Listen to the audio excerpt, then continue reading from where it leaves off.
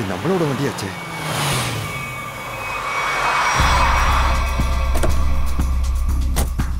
என்னங்க, இது டீனாவும் ஆகாஷும் போன வண்டி. Oh my God. Akash, Tina, பசங்க காணோம். மறுபடியும் நான் ஃபோன் பண்ணி பார்க்கறேன். வண்டி இங்க தான் இருக்கு. ரெண்டு பசங்களும் இங்க எங்கேயாவது தான் இருப்பாங்க. இந்த இடத்தை பார்க்கவே பயமா இருக்குங்க. இது பயங்கரமான காட்டு பகுதியாச்சே. டீனாவும் ஆகாஷும் இந்த இடத்துல வண்டி நிறுத்த வேண்டிய அவசியம் என்னன்னு தான் தெரியலங்க. ரெண்டு பேர்ல யாருக்குமே ஃபோன் போக மாட்டேந்தே. வழிப்பறி மாதிரி எதுவுமே தெரியலண்ணே. ஏன்னா பொருட்கள்லாம் வண்டியிலேயே இருக்கு. இந்த ஆள் இல்லாத ரோட்ல பசங்க வண்டி விட்டு எங்க போயிருப்பாங்க? என் ரெண்டு பசங்களும் எங்கதான் போயிருப்பாங்கன்னு தெரியலையே. அவங்களுக்கு என்னதான் ஆயிருக்கும்? மீரா, மீரா, நம்ம பசங்களுக்கு எதுவும் நடந்திருக்காது. அமைதியா இரு, பயப்படாத. வா, அக்கம் பக்கத்துல போய் நம்ம தேடி பார்க்கலாம். ஆகாஷ், டீனா, ஆகாஷ், ஆகாஷ், டீனா, ஆகாஷ், ஏதாவது கேக்குதா உங்களுக்கு? எங்க இருக்க? ஆகாஷ், டீனா, ஆகாஷ், நான் பேசுறது கேக்குதா? எங்க இருக்க? மீரா, வண்டி இங்க இருக்கு. பசங்க இங்க தான் இருப்பாங்க.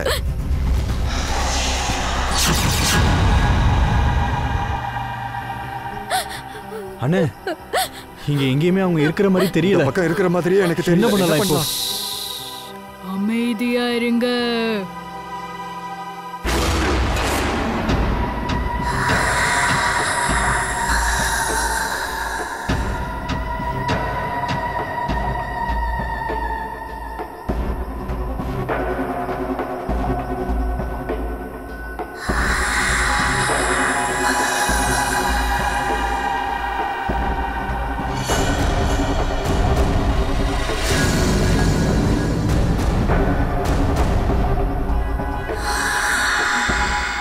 யாரு?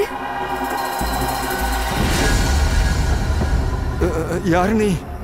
யாரு நீ? போ, இங்கிருந்து போயிடு. மெதுவா பேசு. சத்தம் வரவே கூடாது, இல்லனா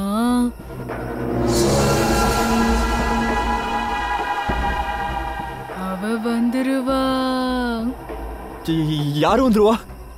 யாரு வந்துருவா? தன்னோட தலைய தன்னோட கையில வச்சுக்கிட்டு சுத்துமே, அது வந்துடும்.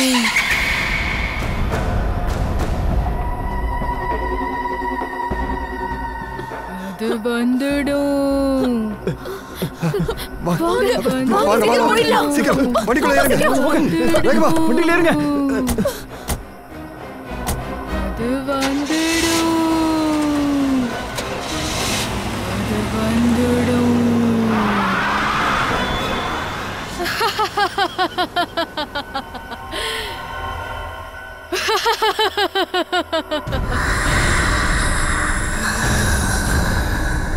அது வந்துடும். அது வந்துடும்.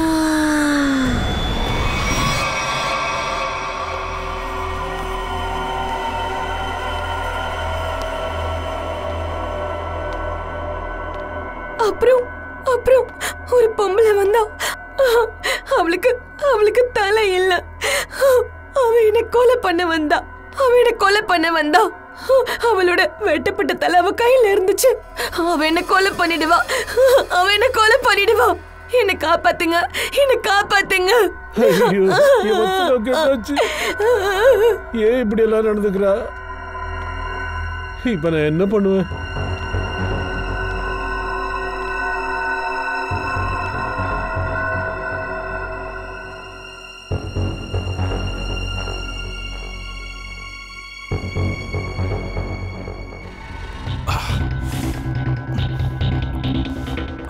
டாக்டர் சார், என் ஒய்ஃபுக்கு என்னாச்சு?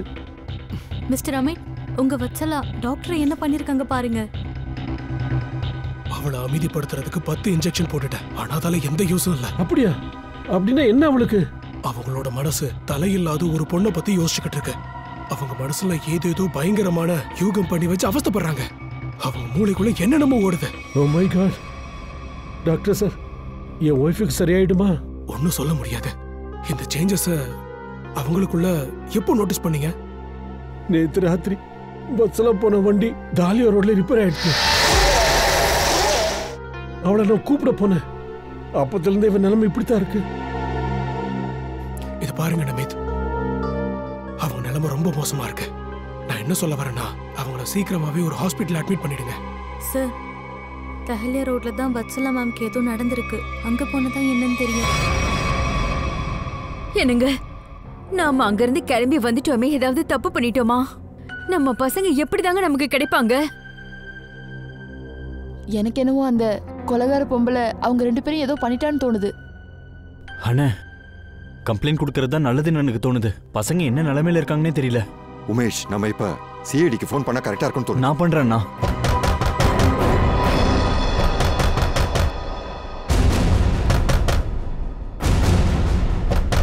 என்னங்க, யாருங்க கதவு இந்த மாதிரி தட்டுறாங்க? நான் போய் பார்க்கறேன்.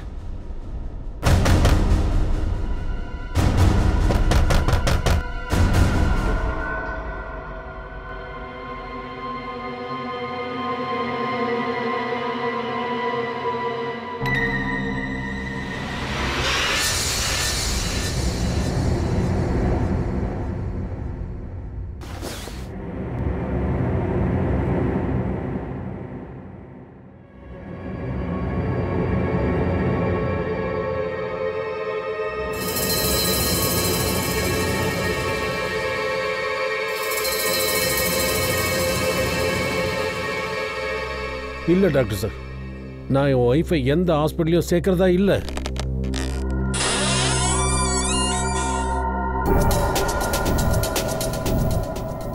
உங்களுக்கு முன்னாடியே 4 டாக்டருங்க எனக்கு இதே அட்வைஸ் தான் கொடுத்தாங்க. ஏன் டாக்டர், என் வத்சலாவுக்கு வீட்டிலே வச்சு ட்ரீட்மெண்ட் கொடுக்கலாம்ல?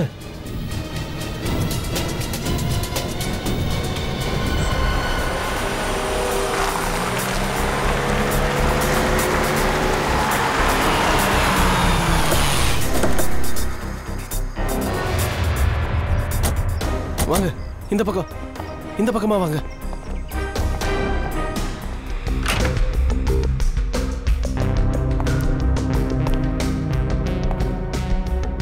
பெட் மேல எந்த ரத்தமும் இல்லை.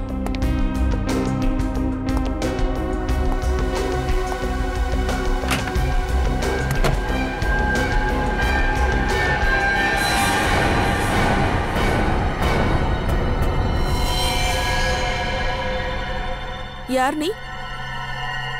வெளியே வா, வெளியே வா.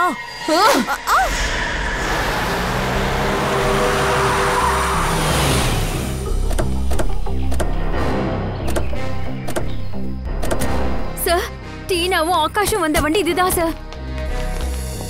இங்க வந்ததுக்கு அப்புறம் தான் என் பசங்க ஆபத்துல மாட்டினாங்க.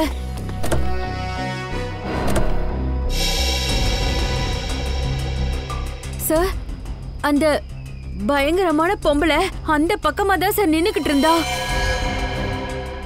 ஆமா சார், என் பொண்ணு அவ தான் சார் கொலை பண்ணியிருக்கா. என் பையனையும் அவ தான் சார் கடத்திட்டு போயிருக்கா. சார், சார் வண்டிக்குள்ள எல்லாமே சரியா தான் இருக்கு. ஆனா சார், இங்க ஸ்ட்ரகிள் நடந்த மாதிரி எதுவும் தெரியல. அப்படியா? இங்க வெளியே ரோட்லயும் எதுவும் நடந்த மாதிரி எல்லாம் தெரியலையே.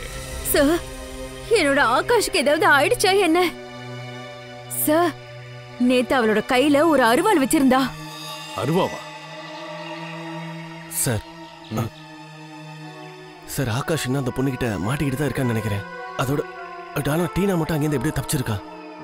அப்படிதான் இருக்கும்னு நினைக்கிறேன். இவங்க சொல்ற அந்த பொம்பளை ஆகாஷ் இந்த காட்டுக்குள்ளதான் இழுத்துட்டு போயிருப்பா. ஆமா சார், ஆகாஷ் இன்னும் காட்டுக்குள்ளதான் இருக்கான்னு தோணுது. வாங்க போய் பார்ப்போம். சார், நாங்களும் உங்க கூட வரோம் சார். இல்லை, நீங்க இங்கே இருங்க. காடு எப்போ ரொம்ப ஆபத்தானது. ஆக்சுவலி நீங்க வீட்டுக்கு போங்க. எங்களுக்கு ஏதாவது தெரிய வந்துச்சுன்னா நாங்கள் இன்ஃபார்ம் பண்றோம். ஓகே? சரிங்க சார்.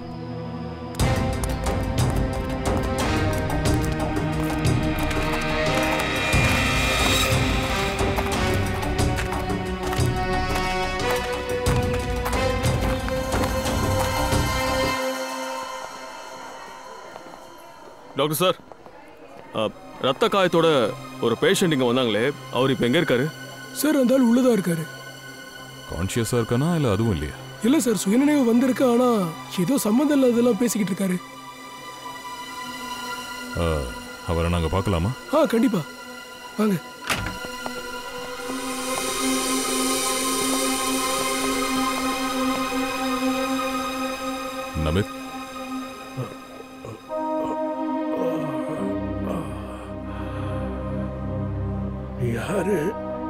நாங்க சிஐடில இருந்து வரோம். உங்களுக்கு என்ன நடந்துச்சுன்னு எங்க கிட்ட கொஞ்சம் தெளிவா சொல்ல முடியுமா? கொலை பண்றாங்க, என்ன கொலை பண்றாங்க. என்னோட வத்சல என்ன கொலை பண்றா. நீங்களே அமன்கிட்ட கேளுங்க. என்ன என்ன திட்டுவா, தினமும் அடிப்பா. நான் எப்பவுமே அவன் மேல நான் கோபப்பட்டதே இல்லை. ஆமா சார், நான் அடிக்கடி அண்ணி பாவம் கத்தி கூச்சல் போடுறத கேட்டிருக்கேன். அவங்களுக்கு ஏதோ ஒரு மனக்கவலை இருக்குன்னு மட்டும் நான் புரிஞ்சுக்கிட்டேன் சார். நமித், நாங்க உங்க ஒய்ஃபை பார்த்துட்டோம். அவங்களுக்கு ஆக்சுவலா ஏதோ ஒன்று நடந்திருக்கு. இல்லைன்னா திடீர்னு ஏன் அவங்க அப்படி நடந்துக்க போறாங்க? ஐயா கடவுளே, தெரியல தெரியல. அன்னைக்கு தாலியா ரோட்ல இருந்து வந்ததுல இருந்து யாரோ தலை வெட்டப்பட்ட பொண்ணை பத்தி பேசிக்கிட்டே இருந்தா. புதுசா யார பார்த்தாலும் கொஞ்சம் கூட யோசிக்காம அடிக்க வந்துருவா. மறுபடியும் தகலியாரோட கண்டிப்பா அங்க ஏதோ பிரச்சனை இருக்கு. அங்க போனதான் எல்லாம் சரியாகும்.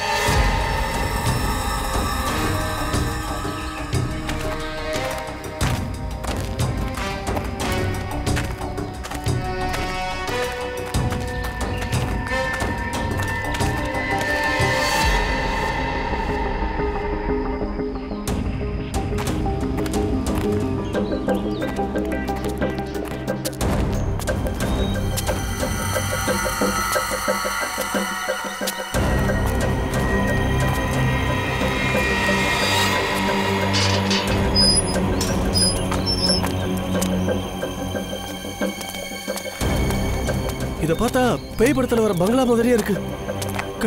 காட்டுக்கு நடுவில் இப்படி ஒரு இடமா? எனக்கு தெரிஞ்ச இந்த டீனாவும் ஆகாஷும் இந்த வீட்டுக்கு தான் வந்திருப்பாங்க.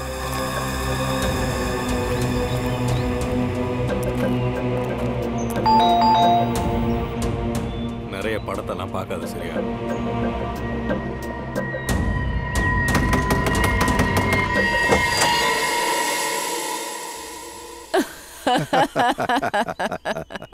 ரொம்ப நல்லதா போச்சு. இந்த நடு காட்டிலையும் எங்களை பார்க்கறதுக்கு ஒருத்தவங்க வந்திருக்காங்களே. எனிவேஸ், என்னோட பேரு டிகே. அப்புறம் இது என்னுடைய மனைவி ராகவி. அட உள்ள வாங்க, உள்ள வாங்க ப்ளீஸ், உள்ள வாங்க. வாங்க வாங்க சார். இவங்க 2 பேரும் ரொம்ப வித்தியாசமா இருக்காங்க. பல நாளா தெரிஞ்சவங்க மாதிரி இல்ல பேசுறாங்க.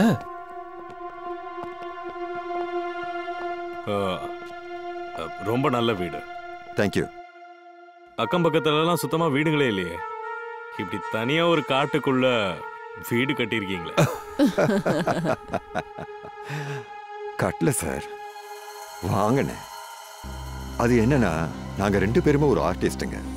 எங்க கலை தாகத்தை தணிக்கிறதுக்காக இந்த அமைதியான நிசப்தமான ஒரு தனிமையான இடம் தேவைப்பட்டுச்சு. ஆமா சார், எங்க வீடும் இதே இடம்தான், எங்க உலகமும் இதே இடம்தான். ஆமாமா, நான் உங்களுக்கு இன்னொரு விஷயமா சொல்ல நினைக்கிறேன். இந்த தனிமையான இடத்துல நாங்க இருக்கிறது என்னமோ உண்மைதான். ஆனா கலை உலகத்துல எங்களுக்குன்னு ஒரு பெரிய பேர் இருக்கு. ஓ அப்படியா? எப்போ இந்த வீடு எப்போ வாங்குனீங்க? ரொம்ப வருஷத்துக்கு முன்னாடி நாங்க இதை வாங்கணும். ஆனா இப்போ எங்களுக்கு ஞாபகம் கூட இல்ல எப்போ வாங்கணும்ன்றது. ஆனா நேத்து இங்க யார் வந்தாங்கன்னு அந்த விஷயம்லாம் ஞாபகம் இருக்கும்ல? ஆமா சார், கண்டிப்பா. ஆனா என்னன்னா, நேத்து இங்க யாருமே வரல. இந்த போட்டோஸ பாருங்க. நல்லா யோசிச்சு கரெக்டா சொல்லுங்க. இவங்க 2 பேர்ல யாராவது இங்க வந்தாங்களா? இல்ல மேடம், நாங்க இதுக்கு முன்னாடி இவங்களை பார்த்ததில்ல.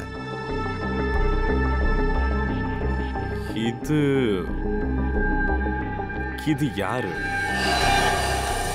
இது எங்களோட பொண்ணு ஆஞ்சிதா.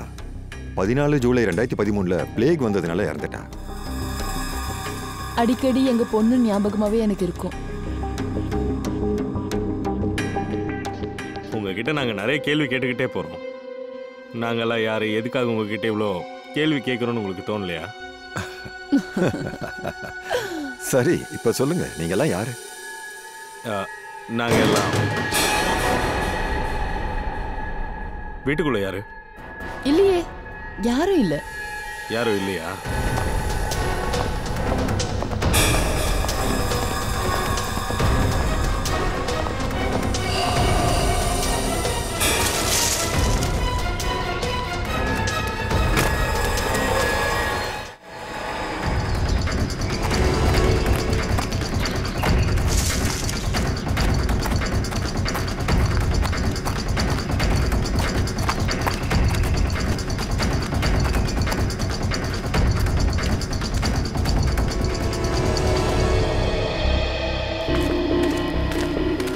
இந்த பக்கம் தானே வந்தாங்க.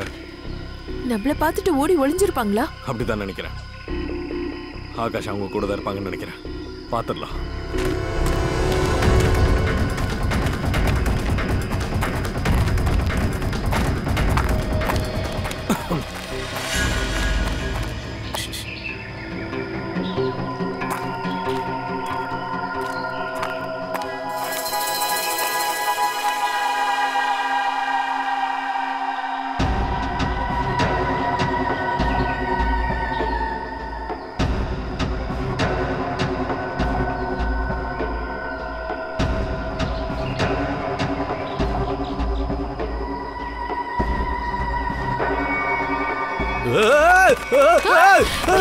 சுற்றுறா இரு. கண்ண கீழே இறக்கு. யார் நீ? அந்த வீட்டுக்குள்ள என்ன பண்ணிட்டு இருந்த? கையில இருக்கிறத கீழே போடு. டீனாவை கொன்னது நீயா? ஆகாஷ் எங்க? மெல்லமா பேசு, அவ கேட்டுருவா. அவ அவ உன் பின்னாடி நிக்கிறா.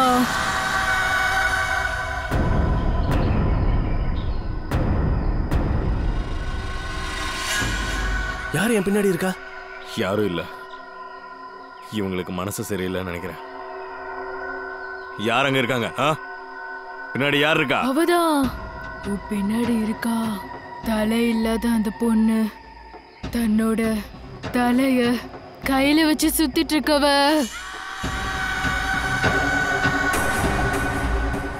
சார் சார், இந்த வத்சலா மாதிரியே இவளும் அந்த தலையில்லாத முட்டத்தை பத்தி பேசிட்டு இருக்கா சார். எங்களுக்கு பின்னாடி யாருமே இல்ல. யார பத்தி பேசிக்கிட்டு இருக்க? அருவாளை கீழே இருக்கு. கீழே இருக்கு. நான் அவளை கொலை பண்ண போறேன். நான் அவளை கொலை பண்ண போறேன். நான் அவளை கொலை பண்ண போறேன். அவளை கொலை பண்ண போறேன். நிறுத்துன்னு சொல்றேன்ல.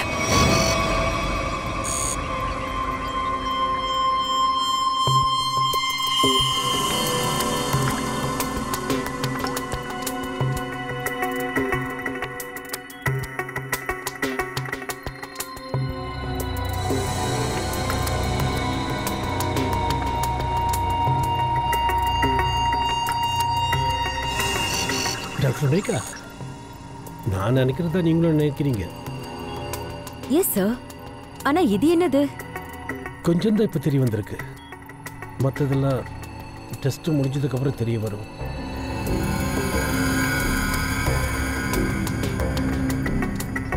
சார், எனக்கு என்ன தோணுதுன்னா, இந்த கலர்ட் ஏரியாஸை பார்க்குறீங்கல்ல, இது பிரெயின் டேலோட நர்வ்ஸ் கிட்ட வருது. இந்த ரெண்டு லேடிஸ்க்கும் மூளையில ஒரே இடத்துல பிரச்சனை ஏற்பட்டிருக்கு.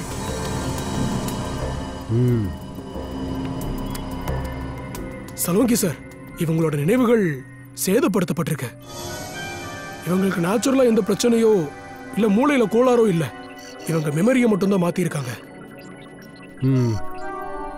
அப்படின்னா யாரோ ஆர்டிஃபிஷியல் மெமரியை மூளையில் ஏற்றிருக்காங்க. Yes sir. என்ன ஆர்டிஃபிஷியல் மெமரி ஏத்திருக்காங்களா? ஆமா அபிஜித். அப்ப இந்த ரெண்டு லேடிஸும் பார்த்ததும் பேசிட்டு இருந்த விஷயங்களும் எதுவும் மனக்கோளாறால இல்லையா? கண்டிப்பா இல்லை. சில மனிதர்களுக்கு சின்ன வயசுலேருந்து பெரியவங்க ஆற வரைக்கும் அவங்களுக்குள்ள ஏற்படுற நினைவுகள் எல்லாமே டிஸ்கில் ஸ்டோர் ஆகிற மாதிரி ஒரு இடத்துல ஸ்டோர் ஆகும்.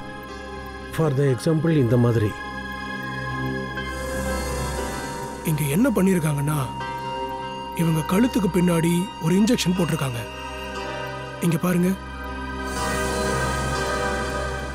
தெரியுதா? இதனால பிரெயின்ல ஒரு கம்பார்ட்மெண்ட் உருவாகுது. வாழ்க்கையில உருவான எல்லா நினைவுகளும் பிளாக் ஆயிடுது. மனுஷன் ஒரு செமி கான்ஷியஸ் ஸ்டேட்டுக்கு போயிடுறாங்க. அத பாதி மயக்கம்னு சொல்லலாம். அதுக்கப்புறம் என்ன நடக்கும்? மூளையில இந்த மயக்கம் நீடிச்சிருக்கிற மாதிரி ட்ரக்ஸ் கொடுக்கப்பட்டு இருக்கும். சமீபத்துல நடந்ததெல்லாம் மறந்துடுவாங்க. அவங்களால கேட்க முடியும், புரிஞ்சுக்க முடியும், ஆனா அவங்களால ரியாக்ட் பண்ண முடியாது. ஆனா அந்த நிலைமைக்கு வந்ததுக்கு அப்புறம் தலை வெட்டப்பட்ட ஒரு பொண்ணோட தோற்றத்தை காட்டி அவங்களோட காதுல ஒரு விஷயத்த மறுபடியும் சொல்லிக்கிட்டே இருப்பாங்க. இவங்க உங்களை கொல்ல போறாங்க, இந்த மனிதர்கள் எல்லாமே உங்களோட எதிரிகள், நீங்க தான் உங்களை கொல்லணுங்கிற வார்த்தைகள். அந்த ட்ரக்கோட வீரியத்தினால மூளையானது நீங்க பாக்குறீங்களே இந்த நிலைமைக்கு உள்ளாயிடும். எல்லா நினைவுகளும் போட்டு அடிச்சு சர்ப்ரைஸ் பண்ணி அவங்க பாதி மயக்கத்தில் இருக்கும்போது அவங்களுக்கு காட்டப்பட்ட, அவங்க செவிகளில் சொல்லப்பட்ட அந்த நினைவுகள் மட்டும் உயிரோடு இருக்கும். அப்படின்னா சார், இந்த 2 பொண்ணுங்களும் நிஜமாவே தலை வெட்டப்பட்ட பொண்ணை பார்த்துருக்காங்களா? பாதி மயக்கத்துல எழுந்தப்புறம் அது மட்டும்தான் உங்களுக்கு ஞாபகத்துல இருக்கும். கண்டிப்பா. நீங்களே யோசிங்க, 2 பொண்ணுங்க ஒருத்தருக்கு ஒருத்தர் தெரியாது, பார்த்ததும் இல்லை, எப்படி ஒரே நேரத்தில் ஒரே மாதிரி அவங்களால பேச முடியும்? அப்படின்னா இவங்களோட மெமரிஸை மாற்றிருக்காங்க. இதுக்காக அவங்க என்ன ட்ரக்ஸ் யூஸ் பண்ணியிருப்பாங்க? இது ஒரு மாதிரியான நியூரான் எஃபெக்டிங் ட்ரக்ஸ். இது எப்படிப்பட்ட ட்ரக்ஸ்னா, இது பிரெயின்ல இருக்கிற மெமரியை எஃபெக்ட் பண்ணக்கூடியது. அவங்களுக்கு தாயாருங்கிற ஞாபகமே அவங்களுக்கு இருக்காது. அவங்களுக்கு என்னெல்லாம் சொல்லப்படுதோ அது மட்டும்தான் ஞாபகத்தில் இருக்கும். ஞாபகங்களை அழிக்கிற மாதிரியான ட்ரக்ஸுங்க இன்னைக்கு பண்ண சோதனையில் எங்களுக்கு கிடைச்சிருக்கு. அப்புறம் இவங்களுக்கு கொஞ்சம் எலக்ட்ரிக் ஷாக் கொடுத்துருக்கோம். இவங்க சரியாவாங்கன்னு எனக்கு நம்பிக்கையே இல்லை. ஏன்னா இது வரைக்கும் இதுக்கு ஆன்டிடோஸ் கண்டுபிடிக்கவே இல்லை. ஹிப்னோசிஸில் பல மாதங்கள் போகலாம். அப்போ கூட இவங்க மெமரிஸ் எல்லாமே கேரண்டியாக திரும்ப வரும்னு நம்மளால சொல்லவே முடியாது. அட சார், இதெல்லாம் கேட்க கேட்க எனக்கே தலை வெடிச்சிடும் போல இருக்கு சார். என் பிரெயினை முதல்ல மேப்பிங் பண்ணிடுங்க சார். டைலியா ரோட்ல இருக்கிற அந்த பங்களாவோட ஓனர் டிகே ராக்னி. அப்புறம் அந்த ரோட்ல இருந்த பொண்ணோட ரகசியம் நம்ம அங்கே போனால் தான் நம்மளுக்கு தெரிய வரும். டைலியா ரோட்ல நம்ம கொஞ்சம் சுத்த வேண்டியிருக்கு.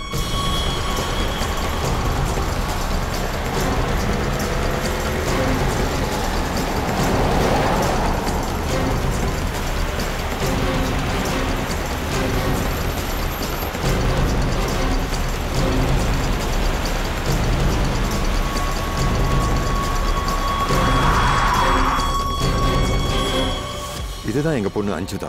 14 ஜூலை 2013 பிளேக் வந்ததுனால இறந்துட்டா. இது அதே பொண்ணு தான், டிகே ராக்னி அவங்களோட இறந்து போன பொண்ணு. எனக்கு உதவி பண்ணுங்க ப்ளீஸ். என்ன உதவி? அதாவது உங்களுக்கு எப்படிப்பட்ட உதவி வேணும்? என்னோட அம்மா அப்பா திடீர்னு மயக்கப்பட்டு விழுந்துட்டாங்க. அவங்கள எழுப்ப முயற்சி பண்ணாலும் அவங்க எழுந்திருக்கவே இல்லை. ப்ளீஸ். எங்க உங்க அம்மா அப்பாலாம் எங்க இருக்காங்க? வீட்ல வந்து பாருங்களேன் ப்ளீஸ். பக்கத்துல தான் இருக்கு. சரி வாங்க வாங்க. அவங்க எங்கன்னு காட்டுங்க. அப்படியா? இந்த பேர்ல எந்த ரெஜிஸ்ட்ரேஷன் இல்லையா? ஓ ஓகே, சரி, தேங்க்யூ சார். எல்லா பெயிண்டர்ஸ் அசோசியேஷன்லாம் கேட்டுட்டேன். டிகே ராகினின்ற பேர்ல யாருமே இல்லையா சார்? அவங்க சொன்னதெல்லாம் பொய். எனக்கு தெரிஞ்ச அவங்க சொன்ன பேர் கூட பொய்யா தான் இருக்கும். ஜெயவந்தி, ஏதாவது தெரிய வந்துச்சா? இல்ல சார், இது வரைக்கும் எதுவும் தெரிய வரல. ஆனா சார், 2 பேரும் அன்னைக்கு எவ்வளவு கான்ஃபிடென்ட்டா போய் சொன்னாங்க. இனி ஒரே ஒரு வழிதான் சார் இருக்கு. அவங்க வாயாலேயே உண்மையை கக்க வைக்கணும். இல்ல ஜெயவந்தி, முதல்ல அவங்க ஃபுல் டீடைல்ஸ் நம்ம வெளியில கொண்டு வரலாம், அப்புறம் அவங்கள தூக்கலாம். ஆனா எப்படி சார் நம்ம தெரிஞ்சுக்கிறது? ஒன்று பண்ணுவோம், அந்த டைலியா வீட்டில் இருக்கிறவங்களோட படத்தை வரைஞ்சி நம்மளோட கிரிமினல் டேட்டா பேஸ்லையும் நம்மகிட்ட இருக்க மிஸ்ஸிங் ஃபைல்ஸ்லையும் செக் பண்ணா உண்மை வெளியில் வர்றதுக்கு வாய்ப்பு இருக்கு. சார், 2 ஃபோன்ஸ்ல இருந்து சிக்னல் கிடைக்க மாட்டேங்குது சார். கொஞ்சம் செகண்ட் முன்னாடி வரைக்கும் அப்ஜித் சார் தயாஸோடைய ஃபோன் சிக்னல் டைலியா ரோட்ல காமிச்சது. ஆனா இப்ப லொகேஷன் காட்ட மாட்டேங்குது. அப்படின்னா தயா சாரும் அபிஜித் சாரும் அந்த வண்டியை நிறுத்திட பொண்ணை பார்த்துட்டாங்கன்னு நினைக்கிறேன். அப்படின்னா டிகே அண்ட் ராகினியோட உண்மை தெரிய வந்துடும். சார் வாங்க மேடம். சார் சார் இவங்க தான் மிஸ்ஸஸ் சாக்ஷி, அந்த போலியான டிகே இலேஷோட அம்மா. வணக்கங்க. எங்கங்க என்னோட பையன்? என் பையன் இலேஷ் எங்க இருக்கான்? இந்த ஆபீசர் சொல்றாரு அவனோட பேரு டிகேவாமே. அப்புறம் அவனுக்கு ஒரு பொண்டாட்டி இருக்கு, அவளோட பேரு ராகினின்னு சொல்றாரு. இதெல்லாம் நடக்க வாய்ப்பே இல்லை, நான் நம்பவே மாட்டேன். இல்லைங்க, இது உண்மைதான். ஒரு விசாரணை விஷயமா நாங்கள் அங்கே போகும்போது உங்கள் பையனையும் பொண்ணையும் அங்கே பார்த்தோம். தங்களை டிகே அண்ட் ராகினின்னு சொன்னாங்க. அதை விசாரிக்கும் போது தான் மிஸ்ஸிங் கம்ப்ளைண்ட்ஸில் அவங்கள பற்றின உண்மை தெரிய வந்தது. மேம், உங்களுடைய மகன் ஹீலேஷ் தன்னுடைய பேரை எதுக்காக டிகேன்னு மாத்திக்கிட்டாருன்னு சொல்ல முடியுமா? எதுக்காக என்னோட பையன் பேரை மாத்திக்கணும்? எனக்கு அதை பத்தி எதுவும் தெரியாது. இங்க பாருங்கம்மா, இந்த ராகினின்றவ நீட்டாவை எங்கேயோ மறைச்சு வச்சிருக்கா. உங்களுக்கு இந்த பொண்ணை பத்தி ஏதாவது தெரியுமா? இந்த பொம்பளை யாரு? என் பையனோட வாழ்க்கையில எப்படி வந்தா? எனக்கு எதுவுமே தெரியாது. இங்க பாருங்க மேடம், அந்த லேடியோட அம்மா அப்பா செத்துட்டாங்க ஜூலை 2013க்கு முன்னாடி. அதாவது உங்களோட மகன் உங்களை விட்டு ஓடி போறதுக்கு முன்னாடி என்ன நடந்துச்சுங்கிறத நீங்க மட்டும் தான் சொல்ல முடியும். இல்ல, என் பையன் வீட்டை விட்டு ஓடி போகல. ஆமா, என் பையன் மன ரீதியா கொஞ்சம் பாதிக்கப்பட்டிருந்தான். ஒரு பெரிய சைக்கோ தெரபிஸ்ட் கிட்ட அவனுக்கு ட்ரீட்மெண்ட் போய்கிட்டு இருந்தது. அப்போ வைத்தியம் பார்க்கறதுக்காக அந்த டாக்டர் கிட்ட அவரோட கிளினிக்கு அவன் போயிருந்தான். அதுக்கப்புறம் தான் அவன் திரும்பி வரவே இல்லை. சரி, அந்த தெரப்பி கொடுத்த டாக்டரோட பேர் என்னன்னு சொல்ல முடியுமா?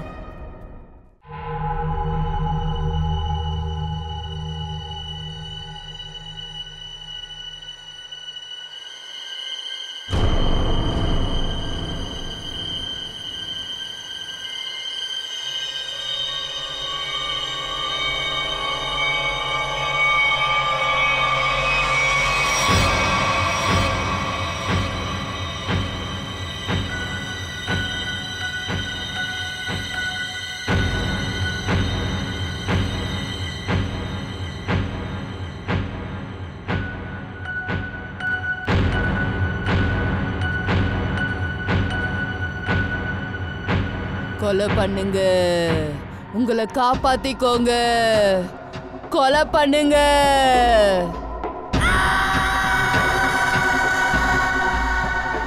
கொலை பண்ணு, கொலை பண்ணு. எல்லாரும் உன்னோட எதிரிகள். கொலை பண்ணுங்க, கொலை பண்ணுங்க. எல்லாரும் உங்களை காப்பாத்திக்கோங்க. கொலை பண்ணுங்க, கொலை பண்ணுங்க. கொலை பண்ணுங்க, கொலை பண்ணுங்க. எல்லாரும் உங்களோட எதிரிகள். ஆயுதத்தை எடுங்க, ஆயுதத்தை எடுங்க. கொலை பண்ணிடுங்க. இது எல்லாத்துக்கும் பின்னாடி டாக்டர் இருப்பாங்கன்னு என்னால நம்பவே முடியல. பாப்போம். என்ன சார் இவ்வளவு அநியாயம் பண்ணி வச்சிருக்காங்க? பெரிய சதி திட்டமா இருக்கும் போலயே. இன்னைக்கு அவனுடைய கதை முடிஞ்சது.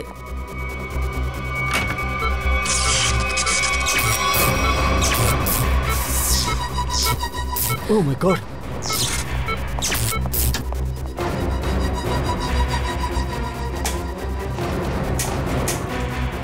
யார் இதெல்லாம் பண்ணது?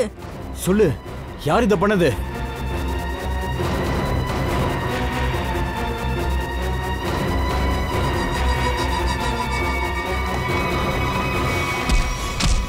இதெல்லாத்துக்கும் பின்னாடி இருக்கிறது யாரு? அது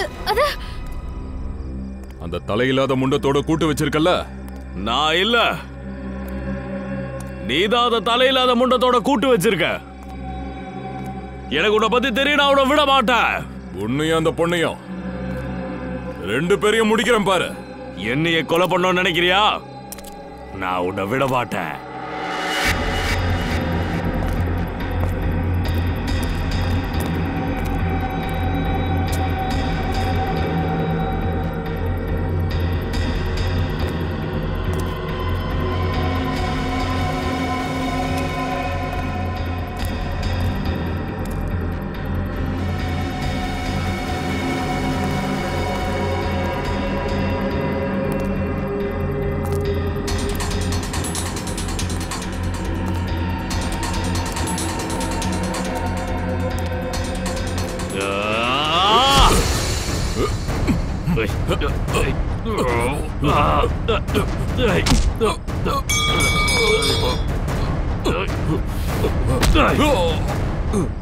சார்,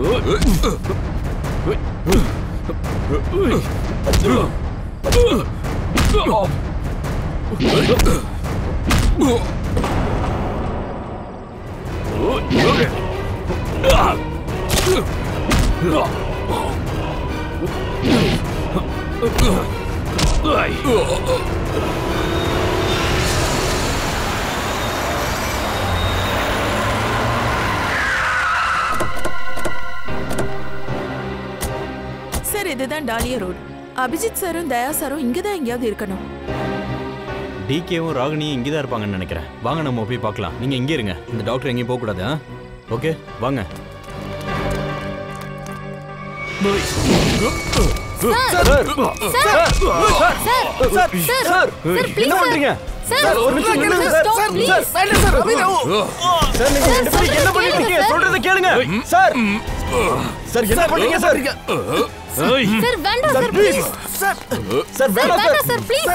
சீக்கிரம் போ. ஆன்டிடோஸ் சீக்கிரம் கொன்றுடா உன்னை. சார் சொல்றத கேளுங்க. சார் வேண்டாம் சார். சார் கேளுங்க.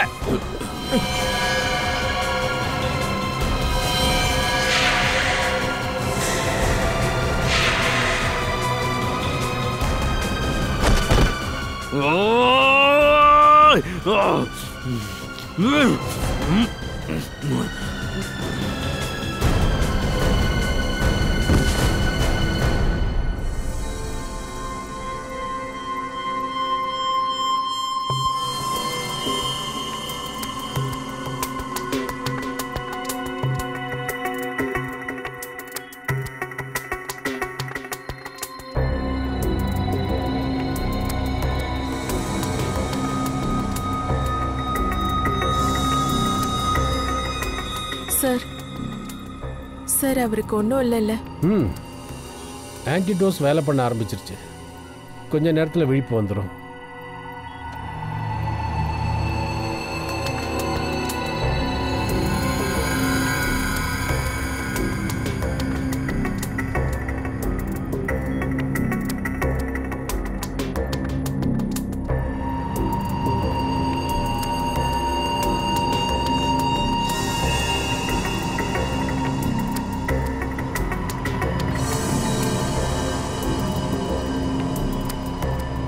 எனக்கு நீங்க நன்றி சொல்லணும் டாக்டர் சலோங்கி. இவங்க 2 பேரும் இப்போ உயிரோடு இருக்காங்கன்னா அதுக்கு நான் தான் காரணம். உன் மூளையை நீ ஒழுங்கா யூஸ் பண்ணியிருந்தேன்னா இங்க ஒரு குற்றவாளியா நீ நின்று இருக்க வேண்டிய அவசியம் இல்ல. புரியுதா? எல்லாம் உன்னாலதான் நான் இங்க ஒரு குற்றவாளி மாதிரி நின்னுட்டு இருக்கேன். நீங்க பண்ண குற்றங்கள் மட்டும் தான் இப்ப வெளிச்சத்துக்கு வந்திருக்கு. உங்க 2 பேத்துக்கு தண்டனை கிடைக்கிற அன்னைக்கு தப்பான வழியில போனா விளைவுகள் எப்படி இருக்குன்றதை தெரிஞ்சுப்பீங்க.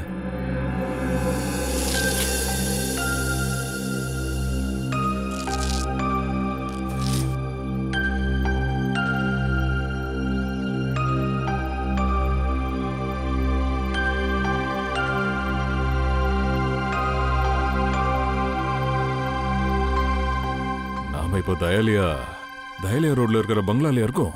இல்ல தயா, நியூரோ சென்டர்ல இருக்கும்.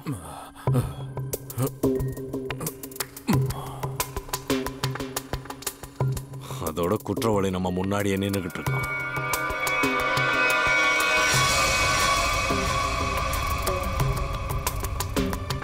எனக்கு ஒரு விஷயம் மட்டும் சொல்லுங்க. அதாவது அந்த தலை வெட்டப்பட்ட பொண்ணோட குரலையும் முகத்தையும் பார்த்தீங்களா? சார் அது வச்சலாவோட மைண்ட்ல தானே இருந்துச்சு. அப்புறம் அந்த அருவா எடுத்து காட்டுக்குள்ள சுத்திக்கிட்டு இருப்பாளே, அவ மைண்ட்ல கூட அதெல்லாம் இருந்துச்சு. ஓ,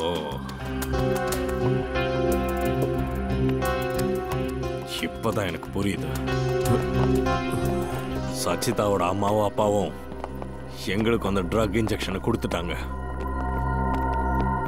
நாங்களும் அதெல்லாம் பார்த்த மாதிரி ஞாபகம் இருக்கு.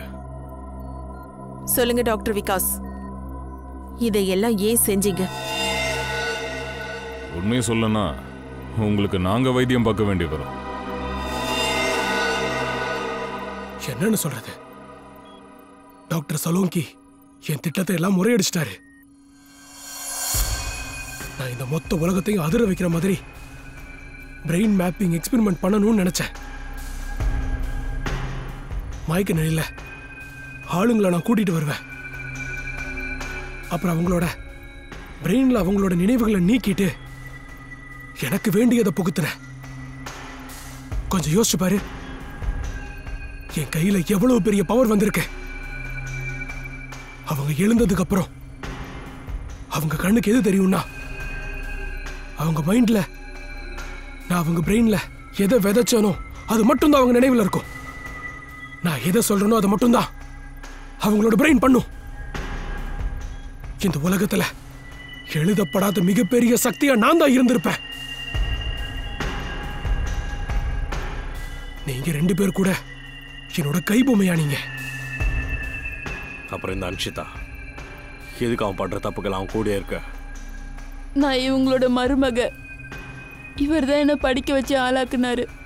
டிகேவும் ராகினியும் என்னோட அம்மா அப்பா கிடையாது. அந்த வீடு, டிகே, ராகினி, அப்புறம் நான், இது எல்லாமே இந்த விகாஷ் அங்கிளோட மாய விளையாட்டு. அப்புறம் ஆகாஷ், அவங்கள நீங்க என்ன பண்ணீங்க? அவனுக்கு ட்ரக்கோட டோஸ் கொஞ்சம் அதிகமாயிடுச்சு. அதனால அவனுக்கு பிரெயின் ஹேமரேஜ் ஆயிடுச்சு. அவன் மரணத்தை நினைச்சு நான் ரொம்பவே வருத்தப்பட்டேன். உன்ன மாதிரியான ஜீனியஸ் டாக்டர்ஸ் எல்லாம் மக்களோட மூளையை தவறா பயன்படுத்தி அப்படியே ஒரு போற போக்கில் குற்றவாளி ஆயிடுறாங்க. உன் அறிவு மனித குலத்துக்கு எதிரானது. சட்டம் கண்டிப்பா இதுக்கு உனக்கு தண்டனை கொடுக்கும்டா. எனக்கு தெரிஞ்ச உனக்கு தூக்கு தண்டனை.